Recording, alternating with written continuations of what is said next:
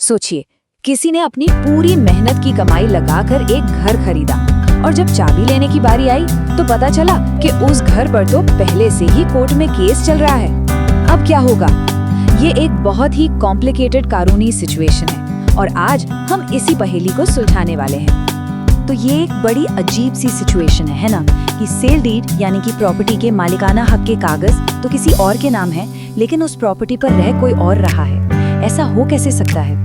चलिए इस पूरी गुत्थी को एक उदाहरण से समझते हैं, जिसमें हमारे मेन कैरेक्टर हैं बी। तो इस पूरी कहानी को समझने के लिए हमें पहले इसके 3 किरदारों को समझना होगा। जब तक हम इन तीनों के रोल को नहीं समझेंगे, हम इस पहेली को सुलझा नहीं पाएंगे। सबसे पहले आते हैं कानूनी वारिस। ये उस प्रॉपर्टी के ओरिजिनल मालिक के उत्तराधिकारी हैं। और सबसे जरूरी बात, ध्यान से सुनिएगा, इस समय प्रॉपर्टी पर फिजिकल कब्जा उन्हीं का है, मतलब वो लोग वहाँ रह रहे हैं। अब आते हैं हमारे दूसरे किरदार पर, सेलर ए। इनके पास प्रॉपर्टी के कागज तो हैं, पर कब्जा इनके पास कभी था ही नहीं। और यहीं से मामला उलझना शुरू होता है, क्योंकि जिस मालिकाना हक के आधार पर उन्होंने प्रॉपर्टी बेची, वही हक पहले से ही कोर्ट में चैलेंज्ड है। और फिर आते हैं बी, हमारे आज के केस के सेंट्रल कैरेक्टर। इन्होंने ए से वो प्रॉपर्टी तब खरीदी जब उस पर केस ऑलरेडी चल रहा था। अब बी के पास सेल डीड तो आ गई, लेकिन घर का ताला वो तो बंद ही है। तो अब सबसे बड़ा सवाल यही उठता है कि जब ए की खुद की ओनरशिप ही सवालों के घेरे में थी, तो क्या वो प्रॉपर्टी बी को बेच भी सकते थे? क्या ये सेल लीगली वैलिड है? मतलब सीधा सवाल ये है कि अगर बेचने वाले का ही हक कच्चा था, तो क्या ये पूरी की पूरी डील ही अवैध हो गई? क्या बी के सारे पैसे डूब गए? अब देखिए, कानून यहाँ पर एक बहुत दिलचस्प मोड़ लेता है। ये बिक्री पूरी तरह से इल्लीगल यानी कि वॉइड नहीं है। इसे ऐसे समझिए कि ये होल्ड पर है। इसका फ्यूचर उस पुराने केस के फैसले से जुड़ा हुआ है, जो ए और कानूनी वारिसों के बीच में चल रहा है। और ये पूरी सिचुएशन एक बहुत ही जरूरी कानूनी सिद्धांत पर आधारित है। इसे कहते हैं डॉक्ट्रिन ऑफ लिस पेंडेंस। ये ट्रांसफर ऑफ प्रॉपर्टी एक्ट के सेक्शन 52 में आता है और इसका मतलब बहुत सीधा है, मुकदमा लंबित है।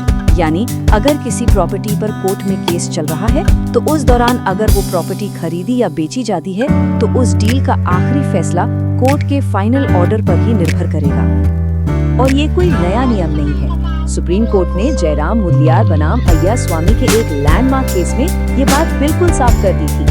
उन्होंने कहा कि मुकदमे के दौरान हुई बिक्री अवैध नहीं होगी, लेकिन जो नया खरीदार है उसे कोर्ट का फैसला हर हाल में मानना होगा, चाहे वो फैसला उसके हक में हो या खिलाफ। ठीक है, तो ये तो समझ आ गया कि बिक्री अवैध नहीं है, लेकिन इसका बी के लिए प्रैक्टिकल मतलब क्या है? क्या वो अब उस घर में जा सकते हैं? उनके असली अधिकार हैं क्या?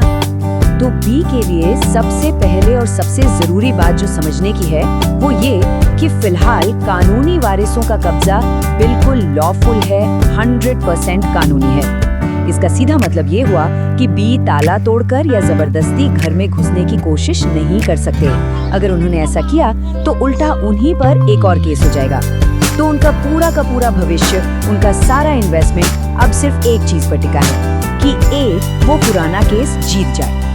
लेकिन यहाँ एक उम्मीद की किरण भी है, जो हरदेव सिंह बनाम गुरमेल सिंह के केस से हमें मिलती है। कानून ये कहता है कि हाँ, नया खरीदार केस के नतीजे से बंधा हुआ है, पर अगर बेचने वाला यानी ए केस जीत जाता है, तो उस जीत का पूरा फायदा बी को भी मिलेगा। तो अब ये तो साफ है कि बी हाथ पर हाथ रखकर बस इंतजार नहीं कर सकते। तो फिर उन्हें करना क्या चाहिए? उनका अगला कदम क्या होना चाहिए? वो कौन सी स्मार्ट लीगल मूव है जो उनके पैसे को बचा सकती है? यहाँ पर कानून एक बहुत ही साफ रास्ता दिखाता है। स्टेप 1, एक इम्प्लीटमेंट एप्लीकेशन फाइल करनी होगी। आसान भाषा में कहें तो कोर्ट में अर्जी देनी होगी कि हुजूर, मुझे भी इस केस में पार्टी बनाया जाए। स्टेप 2, धैर्य रखना होगा, केस में हिस्सा लेना होगा और कोर्ट के आखिरी फैसले का इंतजार करना होगा। और स्टेप 3, अगर ए केस जीत जाते हैं, सिर्फ तब बी को उस प्रॉपर्टी पर कब्जा मांगने का कानूनी हक मिलेगा। अब सवाल ये है कि ये कदम उठाना इतना जरूरी क्यों है? वो इसलिए क्योंकि इस एप्लीकेशन के जरिए बी अपना दावा ऑफिशियली कोर्ट के रिकॉर्ड पर ले आते हैं। ये उस केस में उनकी एक तरह से एंट्री टिकट है। ये सुनिश्चित करता है कि अगर ए केस जीतते हैं तो बी को उनका हक जरूर मिलेगा। तो चलिए, अब तक हमने जो भी समझा उन सारी कड़ियों को जोड़ते हैं। एक बार पूरी लीगल पिक्चर को एक साथ देखते हैं और समझते हैं कि फाइनल टेक अवे क्या है। ये टेबल पूरी कहानी का सार है। देखिए, पहला पॉइंट, मुकदमा चल रहा है तो नतीजा सेक्शन 52 लागू होगा, बिक्री विचाराधीन है। दूसरा, कब्जा किसके पास है? वारिसों के पास। नतीजा, उनका कब्जा फिलहाल कानूनी है। तीसरा, ए ने बी को जो बेचा उसका क्या? नतीजा, वो बिक्री वैध है पर उसका भविष्य कोर्ट के फैसले पर टिका है। चौथा, बी को कब्जा मिलेगा? नतीजा, अभी बिल्कुल नहीं, फैसला आने के बाद ही। और सबसे अहम, बी को तुरंत क्या करना चाहिए? नतीजा, ऑर्डर 22 रूल 10 के तहत केस में पार्टी बनने के लिए एप्लीकेशन फाइल करें। एकदम क्लियर। तो बॉटम लाइन ये है, बी को प्रॉपर्टी का कब्जा अभी नहीं मिलने वाला, लेकिन उन्हें फौरन बिना देरी किए उस चल रहे केस में पार्टी बनने के लिए एप्लीकेशन डालनी चाहिए। ऐसा करने से ही वो कोर्ट के फाइनल ऑर्डर का फायदा उठा पाएंगे। कब्जा तो मिलेगा, लेकिन सिर्फ और सिर्फ तब जब ए का मालिकाना हक उस कोर्ट में साबित हो जाएगा। ये पूरा खेल कानूनी सूझबूझ और सब्र का है।